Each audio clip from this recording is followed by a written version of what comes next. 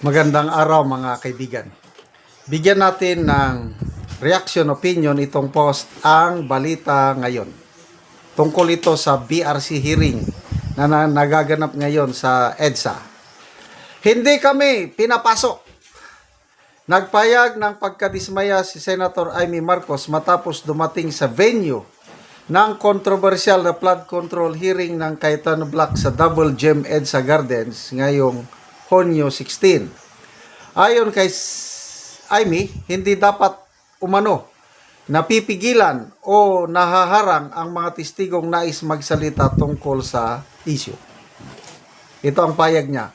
Hindi kami pinapapasok. Huwag yung ganito, huwag yung panggigipit dahil sigurado ako anumang panggigipit ang gawin, lalabas at lalabas ang katotohanan. Dumating ang payag sa gitna ng pagtitipon na inaasahang dadaluhan ng mga dating sundalo at iba pang maglalatag ng mga aligasyon kaugnay ng umano'y anomalya sa flood control funds.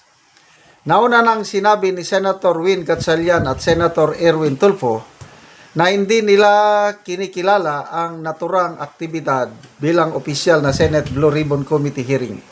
Gayunman, iginiit ng kampo ni Senate President Alan Peter Cayetano na patuloy nilang isinusulong ang paglalabas ng mga testigo at ebidensya kaugnay sa kontrobersiya. Sa kabila ng umiiral na pagtatalo sa legalidad ng mga pagdinig at sa liderato ng Senado, nanindigan si Amy na ang mahalaga ay mabigyan ng pagkakataon ang mga testigo na maihayag ang kanilang nilalaman. Okay. Ito, may nabasa akong post ng GMA News. Yan din. Parang may Facebook post daw yung may-ari ng venue o yung venue mismo, Double Gym, na cancel daw. Cancel daw yung event o BRC hearing sa venue. Ano ba ito? Tinakot ba ang may-ari ng venue? Kaya biglang kinancel? Bigyan ko kayo ng update. Basta sa ngayon, tuloy na ang BRC hearing. Nakapasok na ang Brave 18 Marines. Nandun na si Attorney Baligod. Nandun na si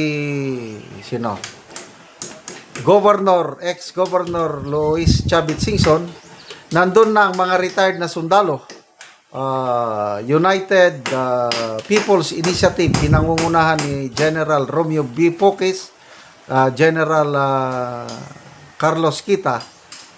Nasa loob na ng venue. Hindi ko na lang masigurado kung natuloy ba sila sa Double Gem sa EDSA or lumipat sa ibang venue. May narinig akong interview ng SMNI kay Attorney Baligod kasi hindi pa formal na nagsimula ang hearing. May maliban sa Brave 18 Marines, parang may 4 na bagong testigo.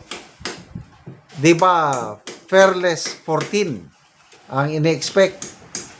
So, sa narinig kong interview, pahayag ni Attorney Baligod, may 4 daw na bagong testigo na magsasalita. So, at least may bago. Ano? Plus ngayon, itinuturing kong bago si Governor Chavit Singson na isang resource person. Ang ini-expect ko na ilalantad ni Governor Singson ay yung mga kapalpakan ng flood control project sa Ilocos Norte. Kasi marami akong napanood na vlogs, Facebook reel ni Jesus Busi Duki, yung masipag, matalino na DDS vlogger na nagpunta sa Ilocos Norte at siya ang unang naglabas mga videos, mga kapalpakan ng flood control projects doon. Kinontak daw siya ni Governor Singson. Kaya nag-collaborate sila. Noong, I think, April, may BRC hearing sana na pinatawag ni Senator Lacson at isa sa mga resource person si Governor Chavit. Nakanda na siyang magsalita, biglang pinatigil. Napospon yun eh. Hanggang nakalimutan na lang. Ngayon, nandyan si Governor Chavit. Yan ang inaasan ko. Pasabog mga kapalpakan ng flood control project sa Ilocos Norte. Yan. Kinakatakutan ngayon ng Malacanang. Kasi nga, presidential son, mabubulgar ang mga kapalpakan. Grabe. So, they are doing their very best, kabilang panig, para mapigilan lahat ito. At palagi ko, ito na ang last chance ng, excuse me ha, last chance ng Cayetano Black na isiwalat ang mga katotohanan sa flood control scam. Baka bukas, makalawa, sa special session na pinatawag ng Pangulo ng Kongreso, mag-i-elect na sila ng bagong Senate President. Baka matuloy nang tumawid sa bakod si Senator Joel Villanueva. May mga nababasa akong post. JIL, di ba? Jesus is Lord. Ang meaning na ng JIL ngayon is Joel is Lord. Wag naman. Jesus is Lord, hindi yung Joel. Wag po nating husgahan muna si Senator Joel. Wala pa naman siyang klarong statement. Mag-a-attend lang. Kaya tama yung senior officer ko, retired general din, na wala pa namang exact pronouncement Senator Joel na babaliktad siya. Tama. So, aasa tayo. Kung mag-attend lang siya doon, magpakita, kailang sundin niya ang konsensya niya. Yung payo ng kanyang ama, Brother Eddie, na sundin mo ang konsensya mo. Kalooban ng Diyos ang sundin mo. Baka makonsensya. At dyan pa rin siya sa grupo ni Senator Cayetano. Ay di, bulaga sila. Walang eleksyon. Kasi ang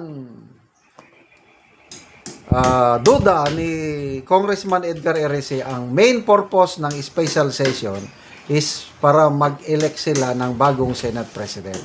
At ang susi dyan ay si Senator Joel.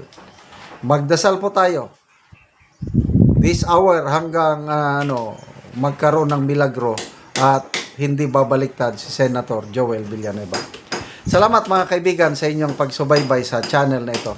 Nakakatulong kayo ng malaki sa tribong Talandig ng Bukidnon dahil ang sweldo natin sa channel is pantulong po sa tribo. Namimigay tayo ng libreng yero at pako para makapagpatayo sila ng mas maayos na tirahan. Panoorin nyo ang video na ito. Karon mo na ni ang mga yero nga ihatag sa mga tao nga kadtong nagpatindog og balay. Ano ang yero nga ipantabang mga tao nga nagkalisod.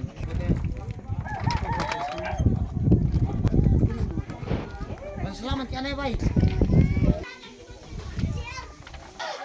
Karon mo na ni ang pag-atupan ni Adis nga taga Sitio Malipayon nga himuan ni ag-abo.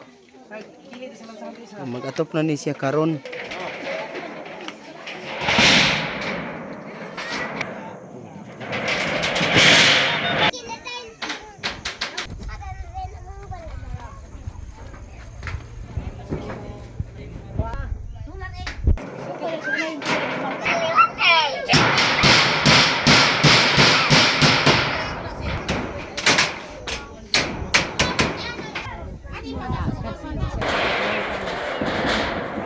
Apa kung sa isig niya? Malki ani sipik ko ano. Wali na labi bay.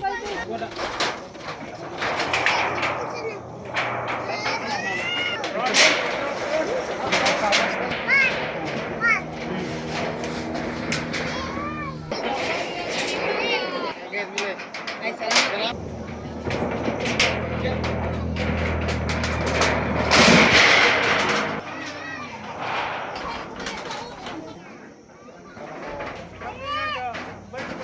Og karon humanagid sa pag-atop ang kinatabang nga yero. So makita nato nga nakatop na gid sila. Pakit sa Ginoo nga kuan natabangan na gid mi og sen og sa naghatag ani nga sen salamat gid sa Ginoo kay dili na gid mi unanan na ana gud na atupan ang among balay.